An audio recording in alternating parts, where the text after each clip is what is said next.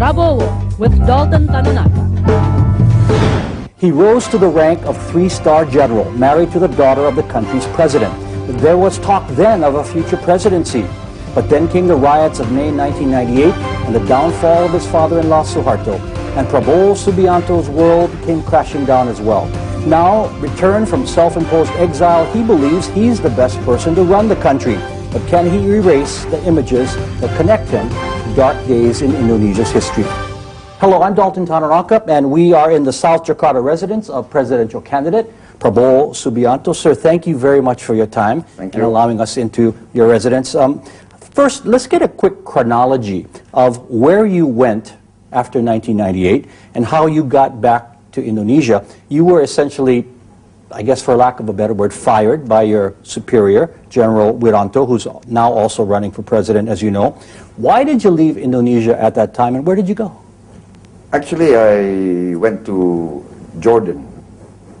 I was on very good terms with, at that time he was still Prince Abdullah, and now he's the King of Jordan, King Abdullah II. Why did you feel you had to leave? I felt actually that I needed space and needed some sabbatical. I considered it sabbatical, and I thought that I would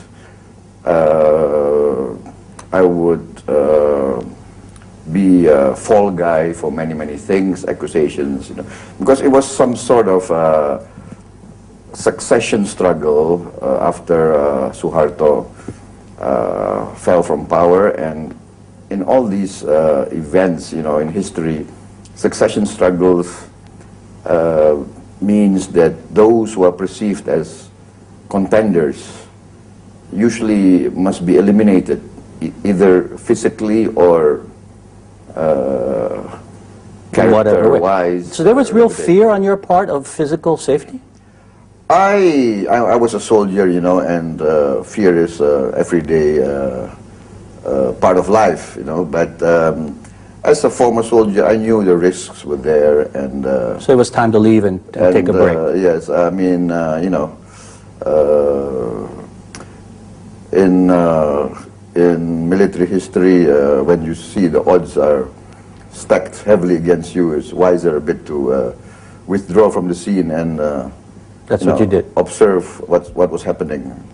And I read that you were forced to leave Jordan, is that correct? And then you went to Germany and Thailand. What happened? No, I was not forced to leave.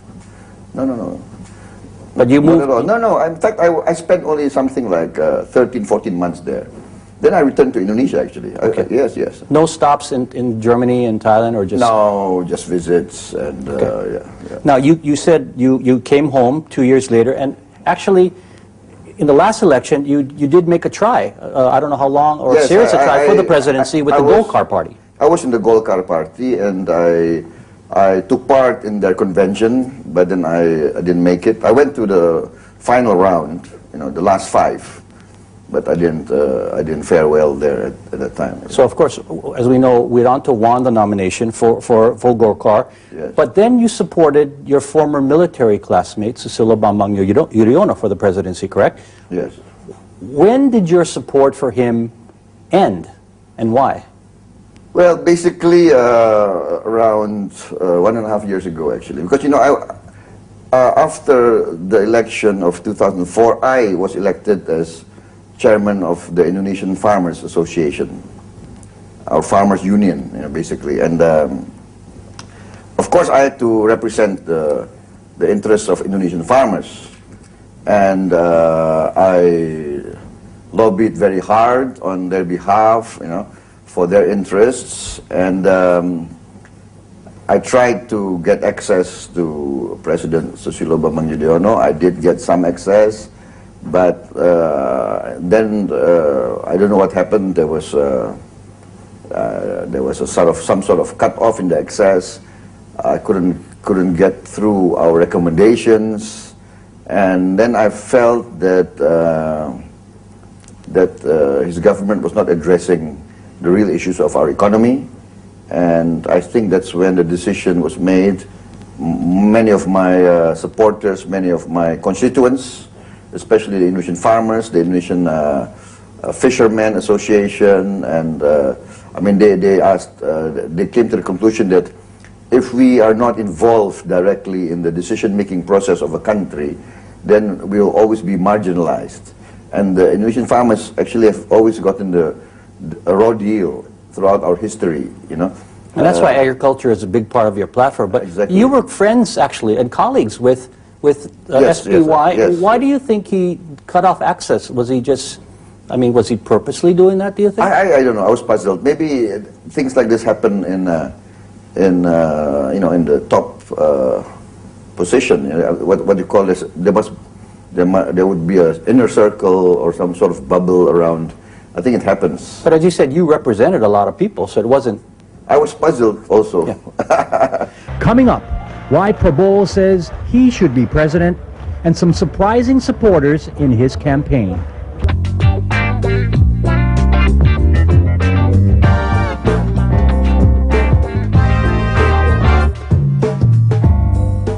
Let me ask you this then. Why is now the time for Prabowo Subianto to be president? I think I have a clear idea of what to do. I know the problems of Indonesia.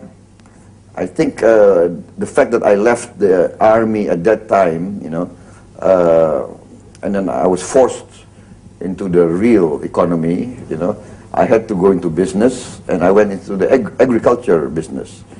So I know the agriculture business, and then I was asked to represent the Indonesian farmers.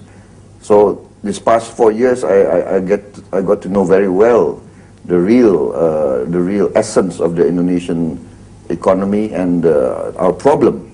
And I think because of my hands-on experience and my empirical experience, I think I got a better understanding of the real problems of the Indonesian economy. You feel closer to the people because of this. Yes, and a more real understanding. You know, I know all the shenanigans of what the the business people have been doing, all the scams, all the you have to be in the real economy to know all these ways. And many of our professors, our ministers, our top leaders, you know, they don't know this because they have not experienced this. This is what I'm telling. It's not that the people in government now are bad people or incompetent. It's not that. It's that, in fact, they are good people who don't know how the real world operates. So maybe and I think the American experience is like that, right? You have people like, what's this guy's name? Madoff, right? The financier who ran away with, what, $50 billion? Yep. All those years. You know? How could he fool so many institutions, you know, so long? You know, this is what I'm telling about. Indonesia, if it can happen in the States, it's been happening in Indonesia for all these years. So maybe if you stayed in the military, you wouldn't have this experience, right? I would know this. Okay. I would not know. So then, your party, Gerindra, was created to help get you elected, basically, if you continued your role in politics. Now, you've attracted a significant variety of supporters. Yeni Wahid, daughter of former President Abdurrahman Wahid, supports you. I just read Halida Hatta, daughter of Indonesia's co-founding father, Muhammad Hatta, is with you. And you know, actually more than interesting, several kidnapped victims who you've admitted some involvement in their cases are now helping your campaign. Now, we'll talk more about that shortly. What is the basic message of Gerindra, and are these people attracted to that message or to the man? I think maybe both. But I think our message is a real message. We actually advocate, more equitable economic strategy and economic policy. What we are saying is actually what many American leaders, European leaders have found out, that this unregulated free market, laissez-faire capitalist system brings many times suffering to the little people. I think this is what your President Obama has discovered and is trying to carry out. A U-turn or a redirection of government policies towards so-called free market or laissez-faire capitalism. So this is what our argument is. Our argument is that throughout our 63 years of independence, now it's coming on to the 64th year of independence, there's no real, first, there is no real accumulation of national wealth. That's what we found out. I have the figures, I have the statistics, I have all the, the data to prove this. Number two, we've been trapped into a low growth trap, and the quality of the growth is also very, very bad. The disparity between the rich and the poor is amazing. So what we are saying is, this present system has not brought wealth to the Indonesian people. It's only brought wealth to a few Indonesians. Perhaps if you really calculate, maybe there are only 300 families in Indonesia who really enjoy real wealth. The others are just on the margin, eking out an existence, the vast majority of our people. So you want to lift everyone higher. What I'm saying is this is very dangerous. I always quote John F. Kennedy. John F. Kennedy, in his inaugural address, he said, if a free society cannot help the many who are poor, it cannot save the few who are rich. I'm just saying, because my family, I think, is part of the 300 families on top of the pyramid in Indonesia. And we'll get to that. Right? Okay. I mean, look, I don't need to go into this politics. I can just go, my hobby is riding horses and polo. I can just go ride horses somewhere in Argentina or something, But what I'm saying is, as a patriot, we see that this cannot be sustainable.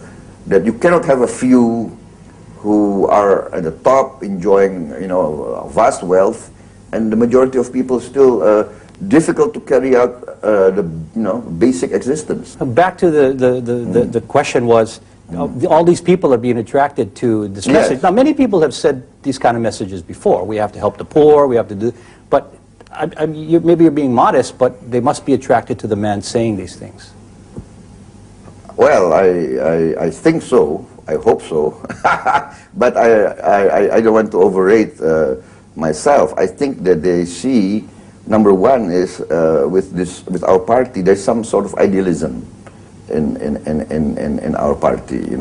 There's some sort of idealism. I mean, many of these people come from very different backgrounds, and I think they see that we are some sort of a big tent that we accommodate. And we are also we believe in pluralism. How do I pronounce it? My English is getting rusty. You said it right. Pluralism. Pluralism. Yeah, that's a hard word to say. Sorry, yes. Pluralism. I just came from so many hours of campaigning. No, I know, so, it's a tough trail. And we respect all races, all religions, all ethnic groups. We have hundreds of ethnic groups in Indonesia. And I think people see that we are a big tent, that they can come in and they like our message, they like our platform, they like our inclusiveness, And that's why you're attracting so many people. I got one more question before we take a break. Would you at all consider running as somebody's vice president if the top spot looked impossible for you at this time? Number one, I don't think the top spot looks impossible. Number two, I'm bringing a program of change. That's my mandate from my party and my constituents. I'm not looking for a job. I want to make this clear. I'm very, very happy with the quality of life I'm having now. I'm not looking for a job. If I cannot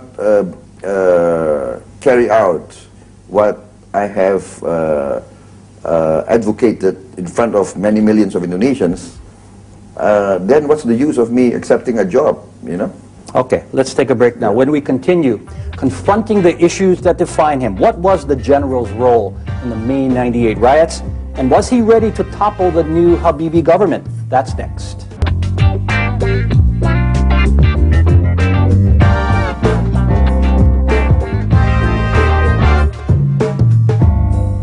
I'm Dalton Tanonaka, talking with presidential candidate Prabowo Subianto in his South Jakarta residence. Sir, let's get right to the heart of the challenge that you face in winning this election.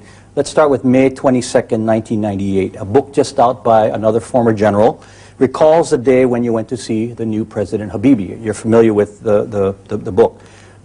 I haven't read the book. Okay, but you've heard what it's about. Was this a coup attempt, as the book suggests, when you went to see the newly installed President Habibi? If I wanted to carry out a coup, would I come alone to the presidential palace? I mean, you know, what Kudeta in history of mankind is the leader of the coup coming alone to the palace? You didn't have some of your men surrounding the office along with the other men of General Wirantos? No. No. I mean, I came to the palace, I think, with two jeeps. But one is my own jeep, and one is my security detail. You know, and that's number one. Number two, I was commanding at that time 34 battalions of our Army Strategic Reserve. And I mean, you can ask all observers or all those who were in Jakarta at that time. I mean, I think there were no other force that had you know, any chance of combating me had I wanted to. So you're saying if you wanted to have a coup, you would have done it? Come on, commanding 34 battalions, that's the equivalent of three. And I think 3/4 of all the Indonesian armed forces were with me. They were all my friends, commanding Air Force squadrons, commanding the Marine Corps commander. Do you know the Marine Corps, our Marine Corps commander at that time, from the Navy, he is now my campaign director, my national campaign director. I mean, that's how close we are. After so many years, he's still close to me.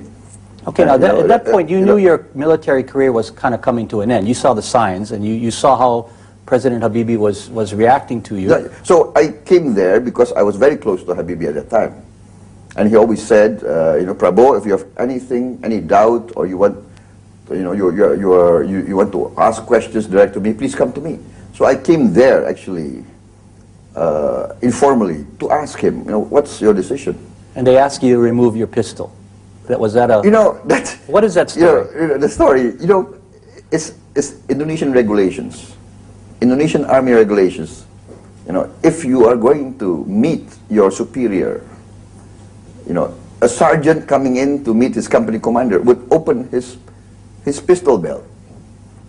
Even without a pistol, he would open his pistol belt.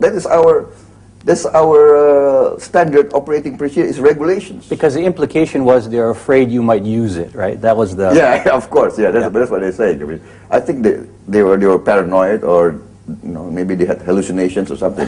So you went there, yeah. and why didn't you? Didn't you take over or attempt to... Exactly, it never even occurred to me to want to take over power through unconstitutional means. I mean, and then I was educated as a Democrat. I was, you know, I'm by conviction, you know, not by circumstance or by forced circumstance. I do believe in democracy. I believe democracy is the only system that can be used in the modern world. You know, what other system is there? You know, monarchy doesn't work. You know, oligarchies are unjust. It will result in revolution, dictatorship.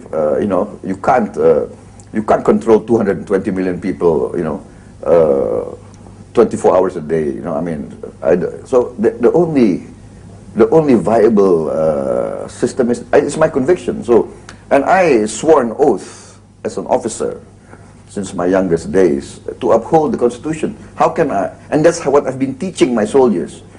For, you know, when I was a lieutenant, captain, all throughout my career, I've been teaching my soldiers, we have to uphold the Constitution. We have to defend the Constitution. And here I am, you know, here, had I wanted to carry out Kudeta, I would be violating the Constitution. I'll be violating the things that I've been teaching my soldiers, you know. I was concerned that whatever happened, the Indonesian Army, number one, must not be split. That's my conviction. Because I believe the Indonesian Armed Forces is an institution that can hold the country together in times of crisis.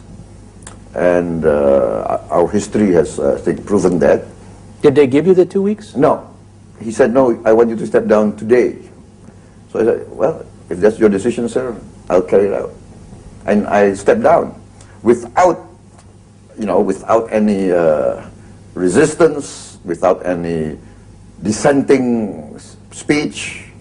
I just went back to the Army Chief. I said, okay, sir, I've talked to the President. I've verified, yes, it's his decision. He wants me to step down. Okay, I'll step down. I just want 1 hour. Give me 1 hour to clear my desk. And then... So you were a good soldier when you did that? I think so. Because if you really were, as critics say, a bad guy, you could have created a lot of problems, right? I think so. 34 battalions and, you know, come on. You see what happened in Pakistan?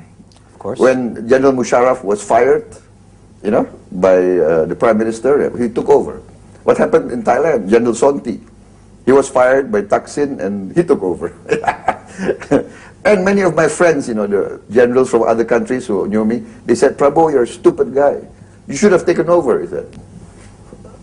For the sake of your country and your people. Sometimes I You think about, sometimes you think about, should I have done that? When exclusive Prabowo continues, the charges of human rights abuses, were the kidnappings justified, and was alleged torture under his order?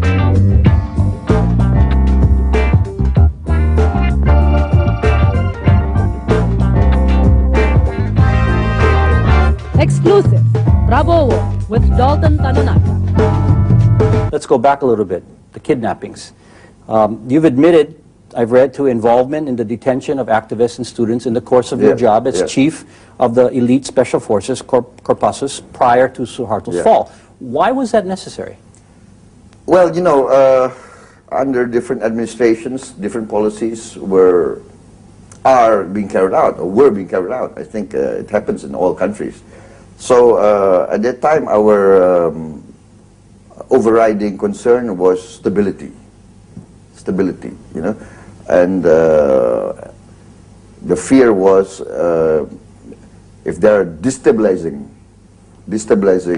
factors, we could disintegrate very fast, because we are a country of so diverse elements, so many races, so many religions, you know, and this was in the 90s, and I think that was the overriding concern of the Suharto administration. So you pulled people in, questioned them, did you? Yeah, so basically, you know, under one administration, it could be considered preventive detention, right? And in one aspect, you know, actually, we did prevent some of these activists. They were assembling bombs, you know. So and actually, perhaps in a different circumstance, we would be heroes. I would have gotten a medal or something, because my soldiers, you know, our conscience is very clear. We prevented bombings. We considered that we prevented bombings and arson, you know. But on the other side, it's against the Constitution, isn't it? Exactly. So you were talking about earlier about what do you honoring mean? the illegal detention or no, and under the Suharto regime, the president had extraordinary powers given by our National People's Assembly. Okay. So you were allowed to do it. There was emergency power. But when Suharto fell, of course, a new regime was there. What was perhaps considered legal in a former administration, all of a sudden becomes illegal, and I had to be eliminated from the scene. You know, and why? I think they were afraid of me. You know, because I think I was very. I had strong. What you would do or what you would say? What I would do, I had strong support from the combat units. Okay. You know, I mean, I was a combat officer. I never spent time behind a desk. My whole career was in the field. I was on operations most of the time, you know. Were victims ever tortured? I don't know. I don't know. You've never ordered the torture? I never ordered the torture at all. Completely against my policy. And I think they do realize that I never ordered the so-called kidnapping, the detention. But once again, I had to take responsibility. That is the duty of a commander. I refused to have my soldiers, my officers, take the fall, and I faced the tribunal. I answered, because I think it was a political decision to get rid of me, actually. And I am an amateur historian. I do study military history. I realize, that was what happened. Somebody had to take the fall. Somebody had to take the fall. Somebody had to be the scapegoat. And but then I've heard. But then the other way, on the other side is, now these guys are fighting for me. I always answer to some of these, foreigners or Westerners who ask us that. Put this in another context. Do you think somebody who came out of Abu Ghraib would ever campaign for the American government? Or somebody who got out of Guantanamo Bay would ever campaign or would ever defend or ever fight for the American government? Put it in that context. But these guys... You have two guys who... three guys, yeah. And... former kidnapped victims or in detention, yes, and now they're campaigning with you? They're campaigning for me. Okay. They're trying to fight to make me president. Because they believed what you did at the time was necessary. No, I think they realized that I was not responsible. I was not and I think they knew that I actually maybe, in the end, I saved them, I think. From others? From others, yes. Coming up next, did Lieutenant General Prabowo give the orders that sparked the violence against the Chinese?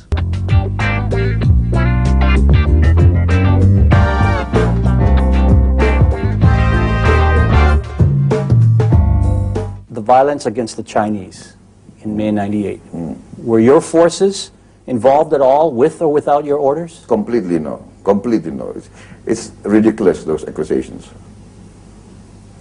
In Indonesia, any riots, any violence in the streets that involves mobs, involves mass, will turn out to be either racial or religious or ethnic.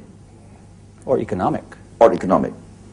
This is for instance, the Chinese are perceived as the wealthier class. The business people, the business leaders. Whereas actually it's not really true. We have many Chinese who are poor. We have many Chinese who are farmers. Do you know, it's ironically, I've been accused of being, behind these anti-Chinese riots, but now, Gerindra, we have a lot of Chinese members. Why? Because they know we are a party of the farmers.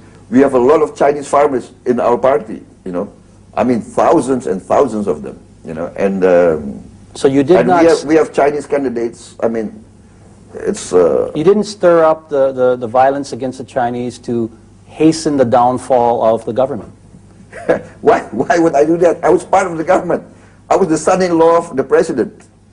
I was a 3-star general at the age of 47. I just maybe had to wait my time to get my 4th star. What interest would it be for me to destabilize? If Suharto fall, I would be gone.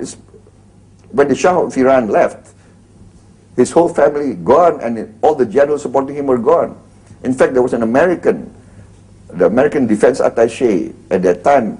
Maybe he wanted to protect me, or maybe he wanted to, I don't know, maybe he wanted to frighten me, I don't know. But he said, he told me, do you know, General, when the Shah of Iran fell, a lot of his generals were shot. They were brought to the wall and shot. Sir, people might be listening and say, of course, he's going to deny, or any candidate would deny any involvement in any crimes against the public because they want to win the election. Why should voters believe what you're saying?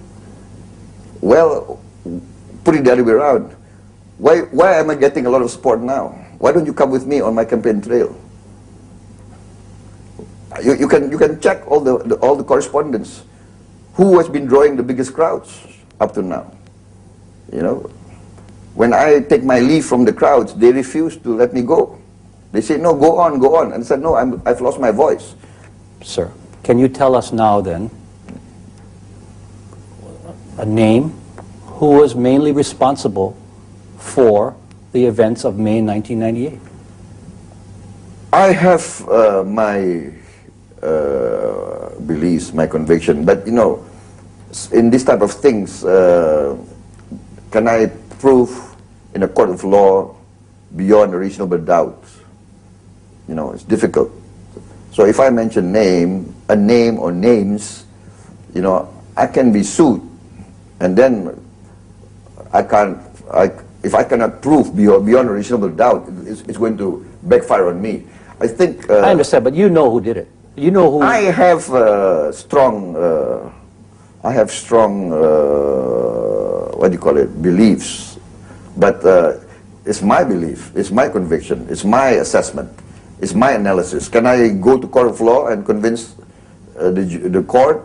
You know, but I think, you know, history, in the end, will be the true judge. And I think when you add everything up, you know, there will be historians and analysts who will come to judgment. You know, like I said, I mean, what's the logic? I was part of the establishment. It was in my what do you call it? It was in my interest to keep everything smooth. Why should I create riots? You know, and why you know, and then why should I create riots against the Chinese? The Chinese are the trading class. They are the business class. If they are frightened, they will run away with all their money. Our economy will collapse. You know, and who will profit from a collapse in our economy? You know, so the logic was out there, and more important is history is my judge that I could have taken over. Nobody could have stopped me, but I did not. I stepped down without even dissenting protest. Without firing a shot. Without firing a shot. You know, on one hand, they could accuse me of burning the capital city, creating riots, and then when I was told to step down, I stepped down. That doesn't make sense if you think about that. Huh? That doesn't make sense if you think about now it. Yeah. I form a party. I'm running for president. I'm asking for a mandate, you know, for the people, because I do believe in democracy, you know. And if you believe in something, you must give an example, you know. I have to give an example that I am convinced. Even now, many people are asking me, you are chairman of the Farmers Association. You know, theoretically, you can bring, what, 200,000 farmers to Jakarta? 300,000 farmers. I'm also chairman of the Indonesian Small Traders Association. They're in the traditional markets, you know. I mean, I can call a national strike. I can call a national strike next week. Maybe I can close all the markets of Indonesia down. You know, I mean, but no, I said no, I don't want to do actions that are extra-constitutional, unless we are forced. I mean, you heard there are indications a few days ago, I think it's coming out in the Indonesian press, there's indications of systematic, there's an attempt at systematic cheating. You know, and if this goes on in our election, I think this is very, very dangerous for the future of democracy. You're talking about the situation in East Java. Sir, last point before we take a break. You've never been brought up on any criminal charges for any case, correct? Right. But you've been refused a visa, a small housekeeping thing I want to ask you. You've been refused a visa for entry into the United States. How would you take care of that if you want, if you became president? I mean, I think it's not my decision, right? I mean, if I'm elected by the Indonesian people, I think the U.S. government will have to make their decision. You know, I mean, I answered the same question in front of some other foreign correspondents. I said, You know, I can always send my vice president to the United States. Okay. Where do we continue? A look at the personal side of Prabowo Subianto and the influences that shaped his life.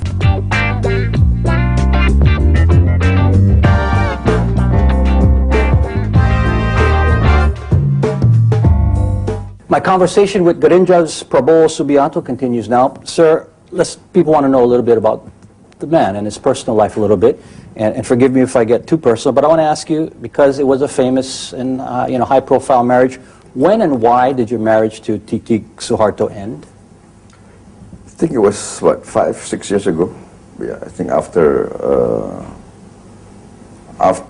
I left for Jordan, I think, yeah. You know, it was personal reasons, you know, some marriages last, some marriages break down. How are you with the Suhartos today?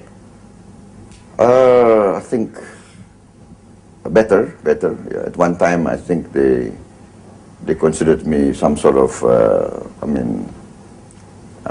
think at one time I was accused of being a traitor to the family. I read accounts where at a family meeting somebody came up to you and like stuck a finger in your face and said, I'd never step foot in my house again. Was that true? Yeah, it was true actually, yes.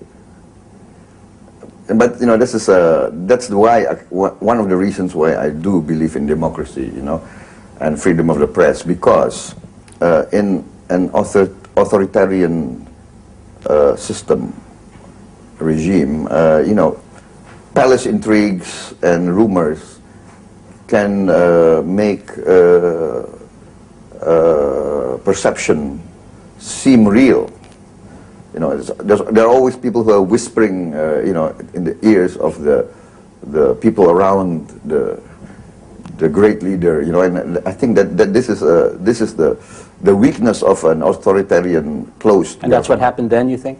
I think so. I think there was, you know, intrigues, and so I was accused of being not loyal to, you know, President Suharto. I don't know what they expected me. And you were still married to a daughter. Yes. So maybe they expected me to I don't know. I don't understand.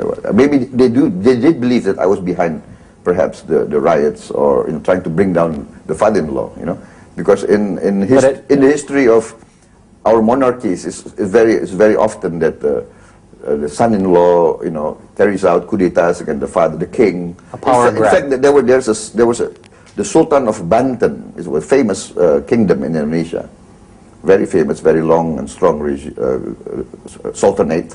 The son, in fact, arrested the king, and then handed the king to the, I think it was the British or the Dutch. But you said earlier you had no intention of doing that. Now you have a son, Didi, who lives abroad, I understand. Will he be involved in the campaign at all? Has he helped you? No, he's not too involved, no.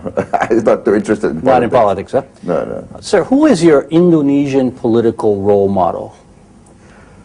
My Indonesian political role model? I don't have one, actually. I have maybe a combination. Like who? I think combination of Sukarno and Hatta, you know. The founding fathers of the founding generation. One is charismatic, man of the people. Sukarno. Sukarno, you know, relates to the common man, and the other is the intellectual administrator, you know, the manager who is cool, more rational, less charismatic perhaps, but still both are patriots. So like the CEO, both were patriots. The CEO and the COO, the operating officer. Yes, both were very patriotic, you know, and both were very you know, pro-poor, and because they experienced colonialism, they experienced imperialism, and they experienced the 30s when the capital system collapsed, you know, in the 1929 crash.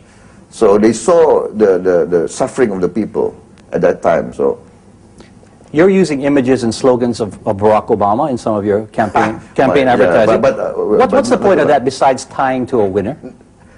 You know, Obama went to school in Indonesia, you know, and I think he had also an Indonesian stepfather. So many Indonesians are very proud of that fact. You never played with him as a child? No, I don't. Okay. But you like his mantra and his slogan of change. That's what your similar campaign Yes, I think so. Yeah, I mean, Okay. Now, there was a much publicized meeting this week between you and former President Megawati Sukarno-Putri. Yes, yes, What was that about? I'm on good relations with her, you know, and I respect her. And You got any deals with her? No. We were talking about this indications of systematic cheating. In fact, we are very concerned. You know, we are very, very concerned. If this is not really addressed very soon, I don't know if we can have a free and fair election. Really, it's that serious? It's very, very serious. You mentioned this earlier. You're a wealthy man from business investments with your brother. You open yourself up when you run for office to daily attacks from all sides. Why do you need all this?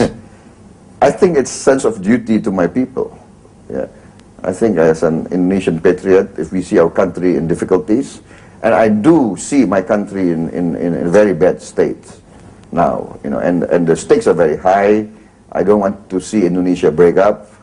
I think the alternative, if we don't get our act together, if we don't clean up our act, if we don't bring economic prosperity very fast to our people, I think the alternative is very, very, you know, it's a nightmare. I mean, it's scary. You know, you have 200 million people, 100 million who are poor, hungry. You know, you can see the radicals coming in, you can see demagogues, and then you can see religious strife, ethnic strife, civil war. It is scary. I don't want this. I think it's my duty now to provide an alternative. I'm giving a message of hope. I'm telling my people we are rich. It's just the, you know, the incompetence, mismanagement of our elite. If we get our act together, I'm sure we can you know, get back. You know, and I mean the Koreans don't have natural resources. The Japanese don't have natural resources. The Taiwanese don't have natural resources. You know, we have abundance of natural resources. There's no way we cannot get you know, on our feet. Final thought, sir. There are always two sides of a story. You know that. What does the public need to know about you that's never told? I don't know. I think I've been the most scrutinized and, you know, talked about. You know, I think one of the figures. I think now they're realizing that exactly what you said. I mean, I'm not in this game. I don't consider politics a game. I don't consider my running for office. I consider it, what do you call it? Noblesse oblige, the French would call it, you know. It's an obligation for me. I have the capacity. I'm financially independent. God has given me a lot of, you know, advantages. So I think I have to now work for my people, if they want me to work. If not, then I'll go back to my farm, I'll go back to my horses and my goats. Prabowo Subianto, thank you very much for your time. Thank you very much. Thank you very much. And that's our program. I'm Dalton Tanonaka in Jakarta. Please join us again next time.